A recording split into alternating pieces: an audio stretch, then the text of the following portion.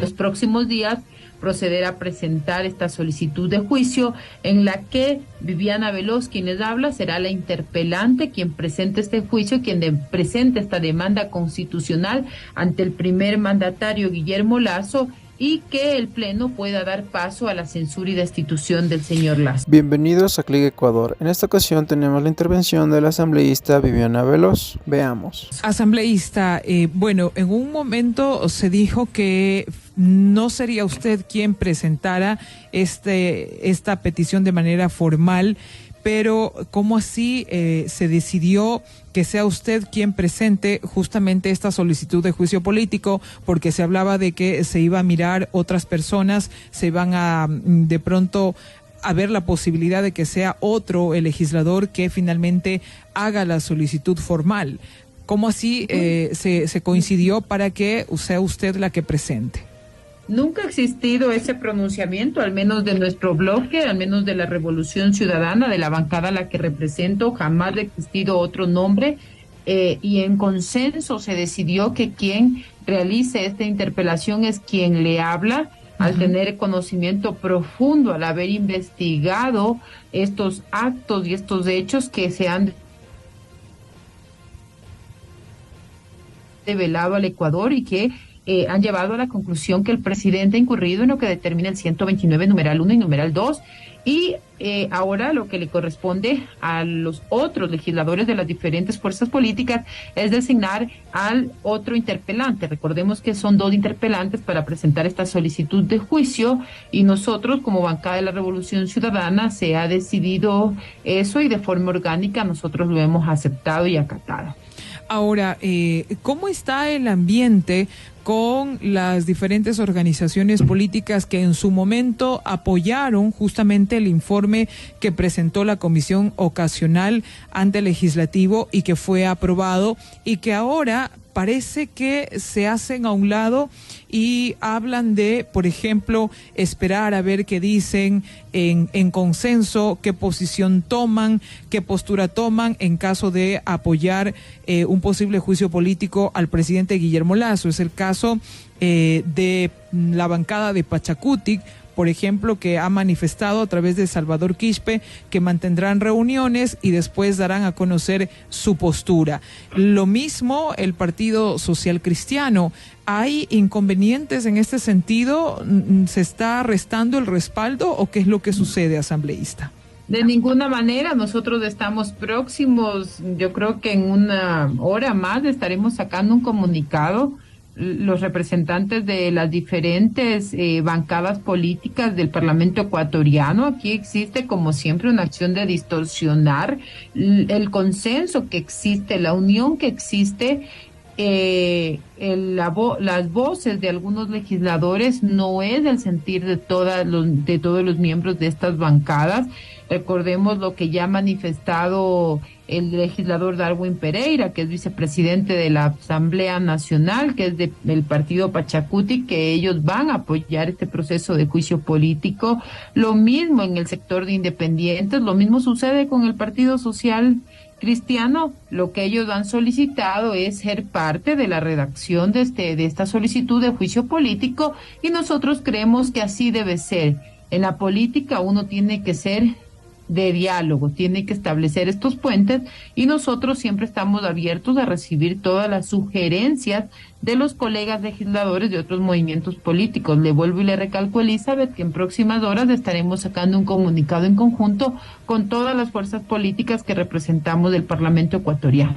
Ok, es bueno aclararlo, asambleísta, porque, por ejemplo, Esteban Torres, el legislador, dio justamente declaraciones a los medios de comunicación de carácter nacional, donde manifestaba que ellos desde la bancada del Partido Social Cristiano advertían que no apoyarán la inclusión de la causal 1 del artículo 129 sobre los delitos contra la seguridad del Estado como un argumento para el pedido de juicio político.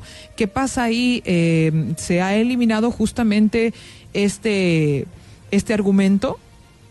Recordemos que los legisladores tenemos el derecho de tener nuestras posiciones jurídicas, nuestros argumentos jurídicos y políticos, y estamos precisamente en la redacción y la elaboración de esta demanda constitucional que se le ha denominado solicitud de juicio político, y nosotros vamos a tener una reunión después de que se termine esta redacción con todos los bloques para precisamente socializar y llegar a un consenso. Recordemos que nosotros tenemos la vía tanto para presentarlo por el 129 numeral 1, delitos en contra de la seguridad del Estado, o por el 129 numeral 2, que son los delitos en contra de la administración pública.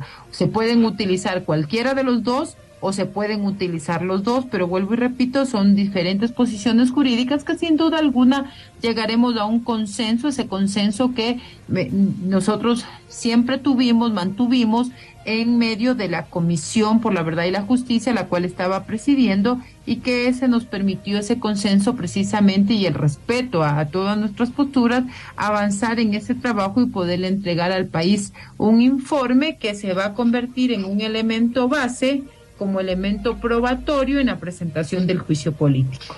Asambleísta, un poco se cuestionaba de que no sería un buen argumento la causal del número 1 del artículo 129 que hacía usted mención sobre los delitos contra la seguridad del Estado como un argumento para dentro de la redacción del pedido de juicio político.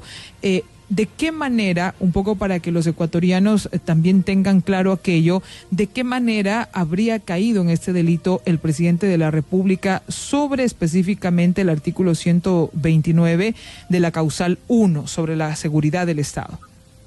Mire, el presidente ha incurrido en lo que determina el 129 numeral 1 porque el presidente tenía conocimiento de la investigación del caso León de Troya, que vincula al narcotráfico y a la mafia albanesa, con el señor Danilo Carrera Druet, con el señor Rubén Cherres Fayoni y el ciudadano albanés Dritan Yilka.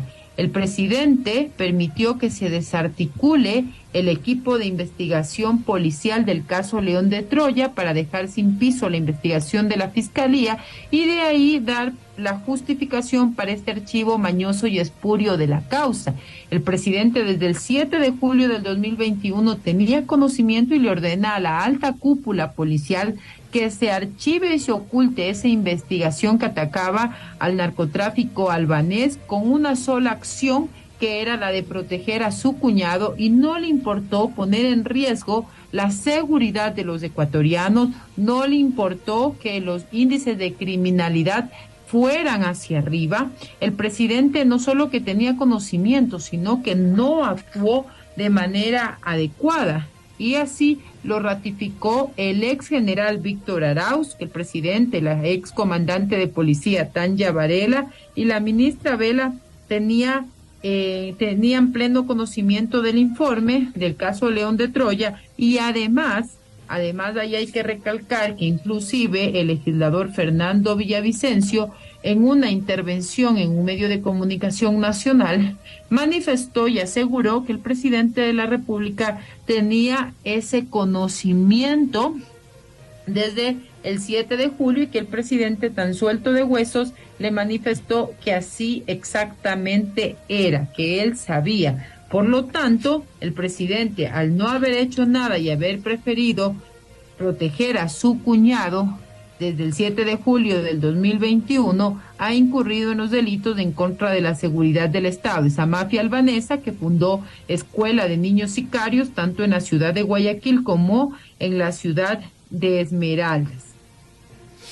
Asambleísta, ¿cuándo se tendría ya listo el pedido formal para presentarlo a la Asamblea, el pedido de juicio político? Esperamos nosotros en los próximos días. Nosotros estamos terminando en este momento la redacción. Esperamos ya en la próxima semana, más tardar, presentar esta solicitud con las firmas de respaldo y que después del Consejo de la Administración de la Legislatura pueda aprobarlo, calificarlo y remitirlo a la Corte Constitucional para que la Corte también pueda emitir su dictamen de admisibilidad. Al emitir la Corte este dictamen, regresa nuevamente a la Asamblea Nacional y el presidente de la Asamblea tiene que remitirlo de forma inmediata al presidente de la Comisión de Fiscalización y en ese momento inicia ya la etapa del juicio.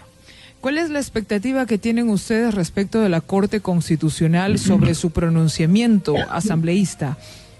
Recordemos que la Corte Constitucional es un ente jurídico, no puede actuar como un ente político, y la Corte Constitucional tiene que ceñirse a lo que dice la Constitución y la Ley Orgánica de Garantías Jurisdiccionales y Control Constitucional, tanto en el artículo 148 como en el artículo 153, inciso segundo. ¿Y qué es lo que tiene que revisar la Corte? Tan solo son elementos de forma, no elementos de fondo.